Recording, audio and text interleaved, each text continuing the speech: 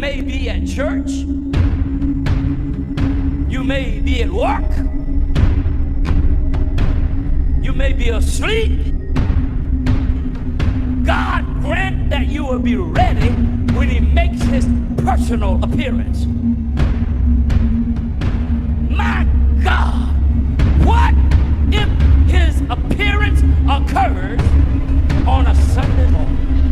My prophetic word to you this morning is get ready! Get ready!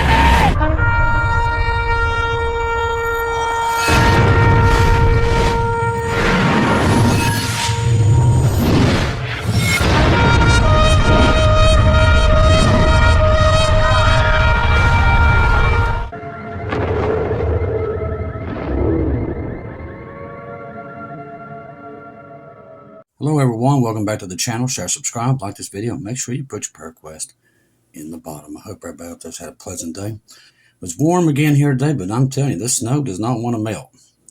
Still got a yard full of it. So, for the first time, I'm just out there screaming at it, please melt.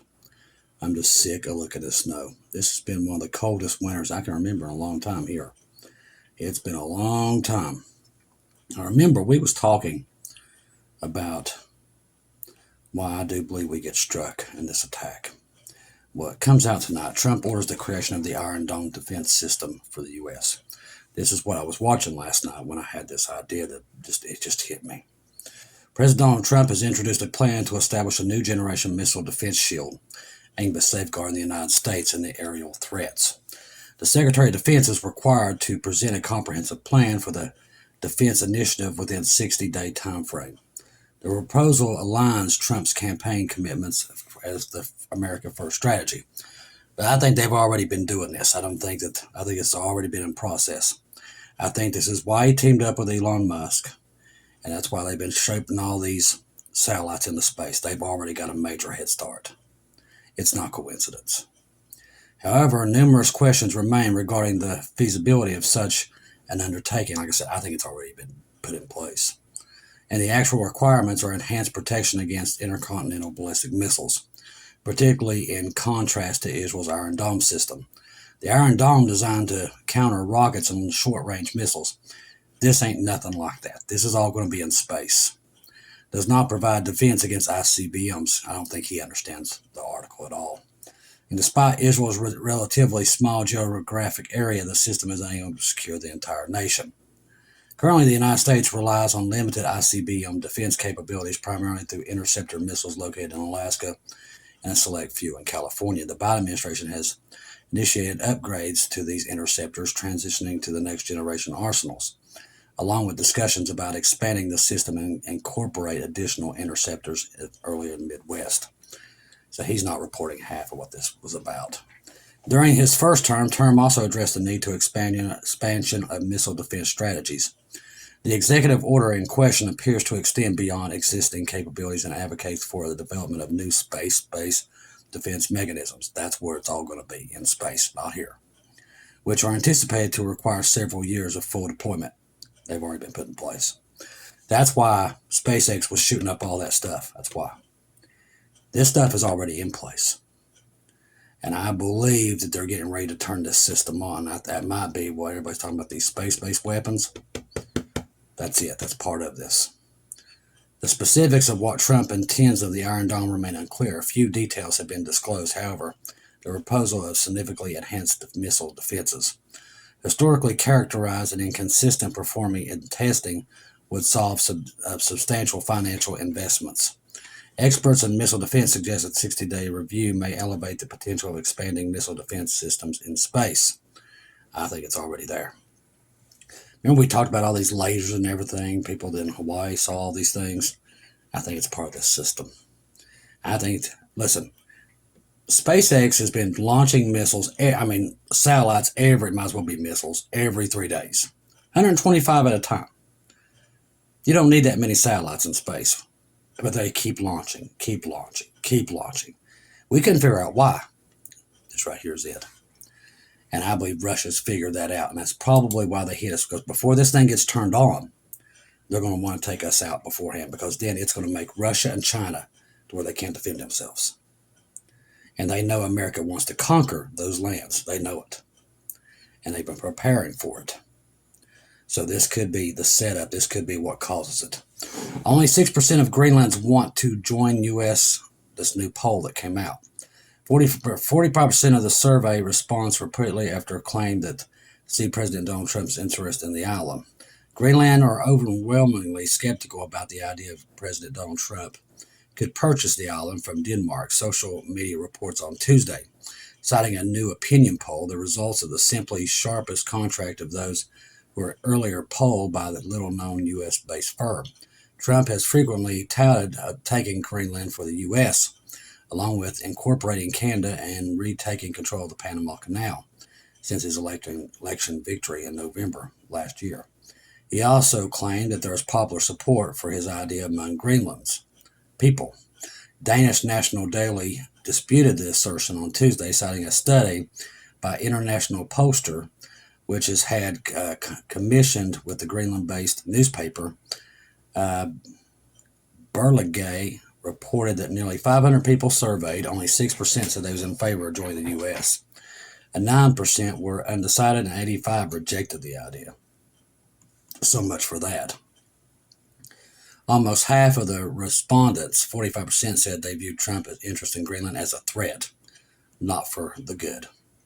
And that's what we're getting out of Panama and Canada and Mexico, too. It's all the same thing.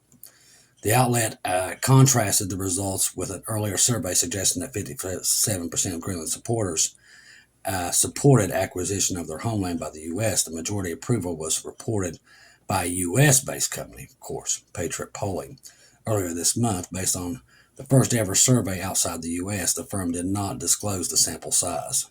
Of course they didn't. Last week, Trump spoke to the Danish Prime Minister. The conversation was combative and left the Danish side utterly freaked out. According to an anonymous source quoted by the Financial Times, amid the diplomatic crisis which some Danish media have dubbed the Battle for Greenland, Copenhagen announced a new initiative to combat racism and discrimination against the islanders. The government intends to spend about $5 million over the next 4 years to strengthen Greenland's identity and foster connections with the mainland, and announced on Monday. So once again, that's another country that is not really digging our new president whatsoever. Russian sanctions are crippling the EU diamond mecca. Antwerp has been witness to a sharp decline in trade volumes due to Western ban on Russia gems and other sources. So Russia is really getting hit hard in every department, really. They're really struggling as a nation. And I think it's just a matter of time before they act out, because their people are getting hungrier and hungrier. Let's see, what is this? Okay, did we cover this today? Yeah, we talked about the Ebola as making its rounds. Trump's return to the White House sparks hope for Jewish sovereignty over the Temple Mount. Israel, from the left to the right, religious and secular collective signed that with relief that overwhelmingly rejoiced in Trump's victory. I think some of them are regretting it now.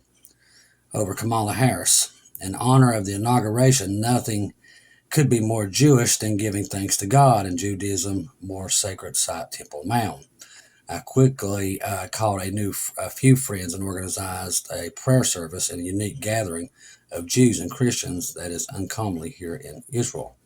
Moreover, under the so-called status quo agreement that grants exclusive prayer rights to Muslims, it was actually illegal for Jews and Christians to pray on the Temple Mount. Defying these restrictions felt particularly meaningful as we have ushered in a new era. Oh yeah, the Trump era. He's going to give it all back to them. Oh, these Christians, they're so lost. But that wasn't even the most significant aspect. The most important aspect of the prayer service was it came on. See, he didn't say God. He said Trump. It's right there. You see me read it. While the IDF named this war Swords of Iron Operation, Hamas has planned their attack years ago, gave it different and much more appropriate name, the Al-Aqsa Flood, referring to the mosque that now stands on the Temple Mount. For Hamas and their supporters, the war objective was ambiguous, pushing the Jews out, not just for the river to the sea, but specifically from every site, and it gives us legitimacy here. They just want all the Jews dead. That's just the bottom line. Their explicit goal was to liberate Al-Qaeda from the infidel Jews. And it doesn't take that. If that temple wasn't even there, they'd still be doing it. Earlier in the war, Prime Minister Netanyahu declared a goal for total victory against Hamas. Recent images of the Gaza since the ceasefire show Hamas remains strong.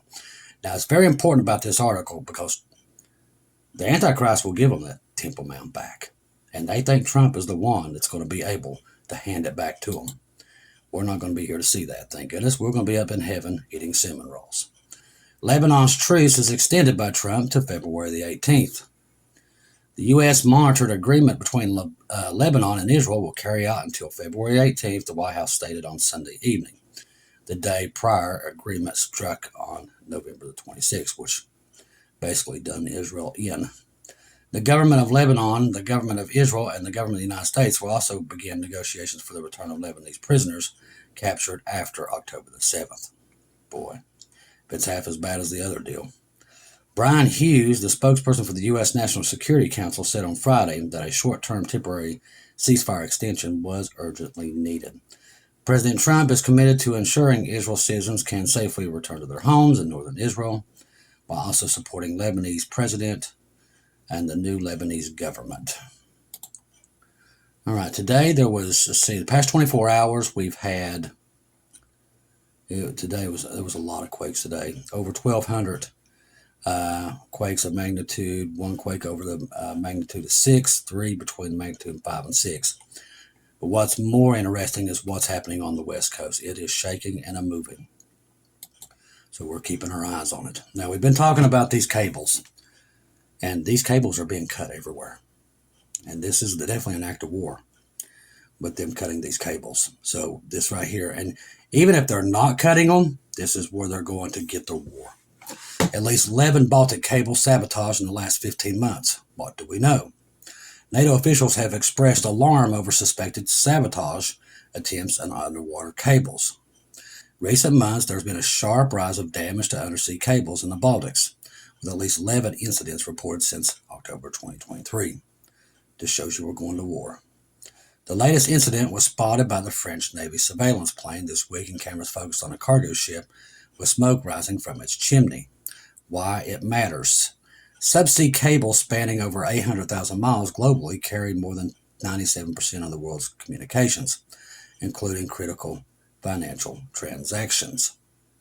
Damage to these networks could be severe implications of global economies and security.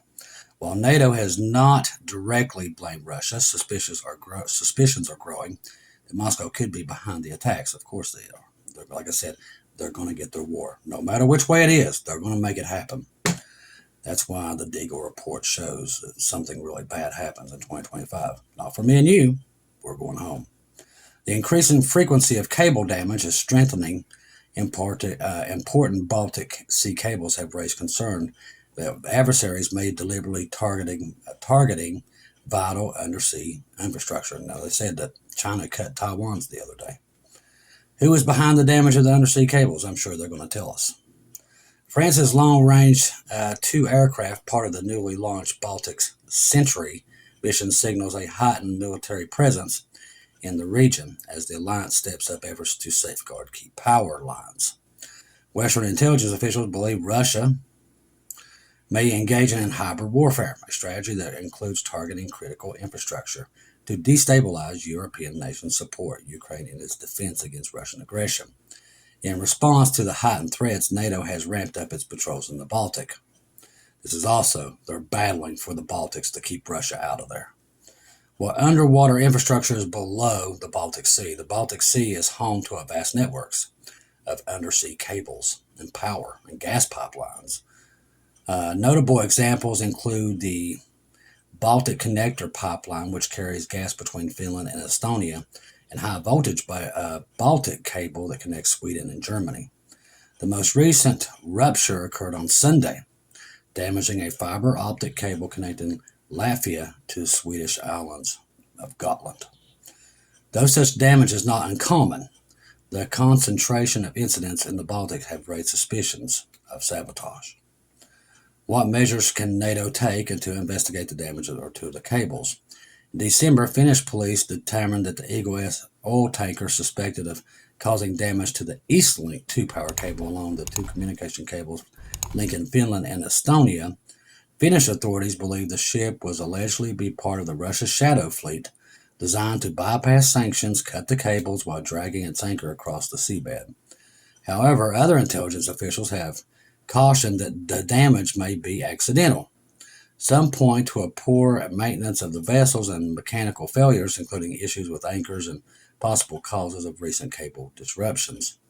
What people are saying, Flight Commander Lieutenant Albin explained how his crew was tasked with identifying suspicious maritime activities. He said, if we witness some suspicious activities from ships at sea, for example, ships at very low speed are anchoring in positions that they shouldn't be, this is something we can see. NATO Security General Mark Rutte said on January 14th there is a reason for grave concern. He's referring to the series of cable damages, including the ones involving connections between Lithuania, Sweden, Germany, and Finland, and Estonia and Finland. He added, and he unveiled the Baltic Sentry mission. We'll be doing everything in our power to make sure that we fight back. Like I said, they've got their minds set on what they're going to do. And whatever it takes to get there, they're going to do it. Could Russia be doing it? Absolutely. We're that close to war. Russia definitely could be cutting the lines, and they're preparing for this, or we're cutting them to get Russia to pull into this war, because they've been trying for years to get this war to finally move. The only thing's held it up is the restrainer. That'd be us. We're going to leave, and then they can just go at it, and God's going to let them do it. As NATO increases its surveillance and determination capabilities, the alliance sends a strong message to potential adversaries. It is prepared to protect the Baltic's virtual undersea infrastructure. Okay, see what else we got running here. Now, another thing, what was I going to tell you? It was there and now it's gone. I do that a lot here anymore. I might run into the article here. Highest level warning issued for several Mexico border areas in the IED found. So I said, if you're in Arizona, Texas, just keep your head on a swivel. Do not travel. Highest warning level. The U.S. State Department has issued a highest level travel warning for some Mexican towns next to the U.S.-Mexico border due to elevated risk of kidnapping, gun battles, and improvised explosive devices, IEDs. So if you're living there on the border, keep your eyes open. Egg prices may increase up to 20% as top farm in India tests positive for the bird flu. You see, it's a cycle now. One of the egg producers in the U.S. confirmed that a farm tested positive for cases of the bird flu over the weekend, the company said in a statement on Tuesday. One of the nation's top egg producers confirmed that one of the farms tested positive for cases of bird flu over the weekend, the company said. Rosie Acres Farm, which claims to be the second largest egg producer in the United States, released a statement on Tuesday saying that it had detected cases of highly pathogenic avian influenza at Court Acres Egg Farm in Indiana. Which farms across the U.S. tested positive for bird flu cases? The USDA predicts that egg prices will rise up to 20% this year due to a shortage of eggs. Pay to have your own chickens right now, that's for sure. Bird flu now widespread in Massachusetts, they're saying. See, it just keeps on. State environment and health officials said Wednesday that the bird flu is expected to be the cause of death of cases of both wild and domestic birds in several Massachusetts communities. As a result, these cases, the Division of Fishery and Wildlife, the Department of Resources, and Department of Public Health are advising the public to refrain from handling birds or other animals that are dead or appear sick and report any suspicious cases by state. This is every state now. Here's another one. Second bird flu outbreak detected in, looks like North Carolina, as egg prices approach record highs. According to the North Carolina Department of Agriculture, a commercial turkey operation in Sampson, Kentucky has tested positive for high-path avian influenza. So how did this thing get from in every state to seem like every farm? Come on, people, wake up. You can see where it's going. You can see where it's going. It's funny, we've seen all these drones, they're flying everywhere, and then all of a sudden all the birds get sick. Ain't that strange? Alright. All designed. Alright, Robert F. Kennedy Jr. admires Operation Warp Speed in Trump's 1.0. As with probably every other Trump appointee so far, RFK Jr. pledged his alliance to Trump as the first-term Operation Warp Speed military operation, calling it the extraordinary accomplishment and demonstration of leadership by a president. Oh yeah, just killed a lot of Americans. Breaking, Nevada extends decline to -6 on the day, erasing $200 billion of the market cap since the market opened. The majority of yesterday's rebound has been erased. DeepSeek appears to be just at the tip of the iceberg for AI's innovation. So once again, the economy is taking a hit tonight. The stock market is crashing. I told you, it's going to crash here somewhere. It can't stay afloat. They can't just keep printing money. And Trump plans to print more money. Just keep printing it. It's going to crash. And they know it is. They've planned it. Bobby Kennedy distances himself from children health defense.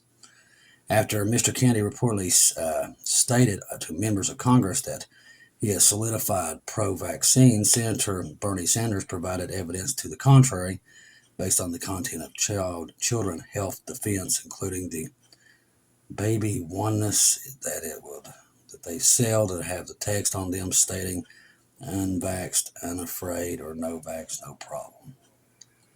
You're going to be seeing a lot of that fighting until we get out of here when it comes to that stuff. If you haven't seen the Starlink satellites moving in real time, this is a great site to check it out. This is on Bubba News. When you scroll, you will see a honeycomb pattern as well as the ground-based stations in addition to moving satellites that are on white dots. A Starlink satellite has a lifespan of approximately about 5 years, and SpaceX eventually hopes to have as many as 42,000 satellites. Wonder why they need all those. So far, they're only doing beta testing with T-Mobile, but eventually all wireless carriers will jump on board. No doubt with Elon Musk and the global tracking of Starlink. These satellites will be tracking humanity 24/7. There won't be nowhere you can go except where we're going. They can't track us. They'll be able to ping your phone directly within 3 meters. Like I said, we don't have to worry about it. We won't be here. That's the good thing about where we're going. They can't track us. Let's see what else we got here. A lot of stuff on these phone things. And the hokey pokies. That is everywhere. Lots of earthquakes. We talked about that today. The earthquakes have been off the charts. All right.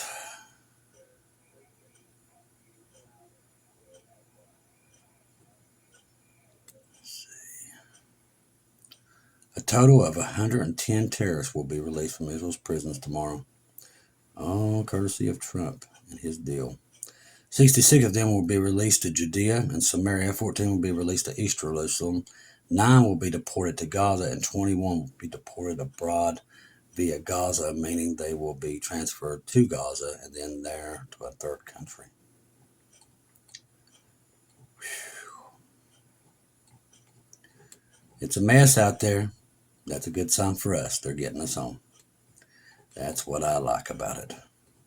The more chaos they do, and the more they keep getting the Antichrist ready, we're getting home quicker. I'm rooting them on. Rooting them on. All right, let's see if there's anything else. See what Keegan's got cooking over there. Keegan Fernandez. Iran says attack on its nuclear sites would be crazy, but rejects talks with the U.S., and I do expect that to happen very, very soon. It's going to come out of nowhere, too. I just got a feeling. Just got a feeling on that. I think we all do. We all feel it coming. We're about the doomsday clock. It's good for us. Just gets us home. Let's see. Anything else grabs my attention. Yeah, I told you about Netanyahu. He's supposed to visit the U.S. Prime Minister will fly on Sunday morning. This weekend. On Tuesday, he will meet with President Trump. He will fly back to Israel on Thursday. Hamas is again playing with fire by violating the agreement. That's going to happen the whole time. That's never going to change. Let's see.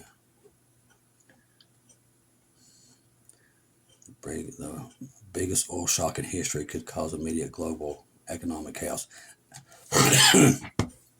I think that's how this is probably going to go. I think they'll attack Iran, attack those nuclear facilities, and they'll cut off the Gulf. And the stock market, as bad as it is right now, it will send it into a plunge and it will crash. That's probably what's going to bring the whole system down. And it's all engineered, every bit of it. We warn people that they have this plan. Trump knows all about it. It's all planned, every bit of it. All working in unison for one goal, to bring in the Antichrist. That's what we're looking at. Many people won't ever believe that. But it's the truth. That's what's happening. Their thing is to bring in the Antichrist. How do we know that? Because we know where we are in time. We know what season we're in. We know we're at the end of the dispensation. We know Bible prophecy's already taken place. So we know no great time's coming, no golden age is coming, because we know where we are. If you're not watching, you don't know where you are. But if you study Bible prophecy and realize once it starts, Jesus said, he gave you the answer. Once you see it start, not get halfway and not be finished. Look up. Bible prophecy's already started, and it has been going for a little while. It's not going to stop. It's going to increase. Now, what happens when it increases? More destruction will come. That's why you see the earth moving, the volcanoes, the sun eruptions, the crazy weather, snowing on the beach. The list goes on. That's what this is.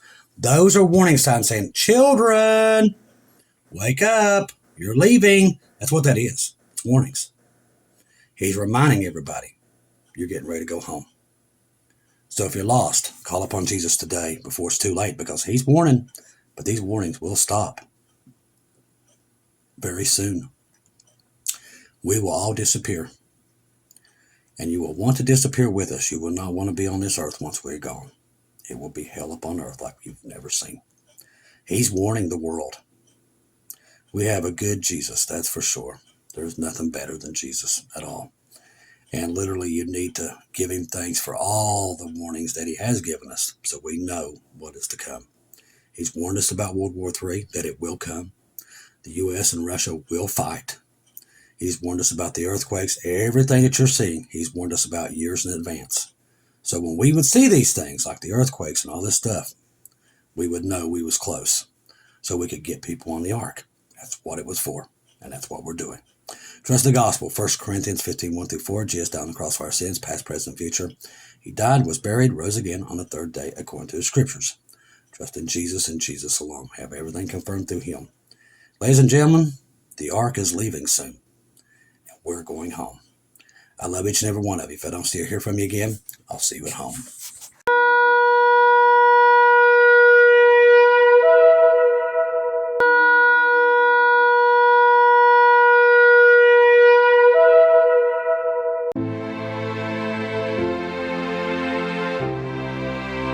Thank you once again for tuning in to Global Rapture Watchers, where we do daily updates here on YouTube, letting you know that we're one day closer to our Lord and Savior coming back.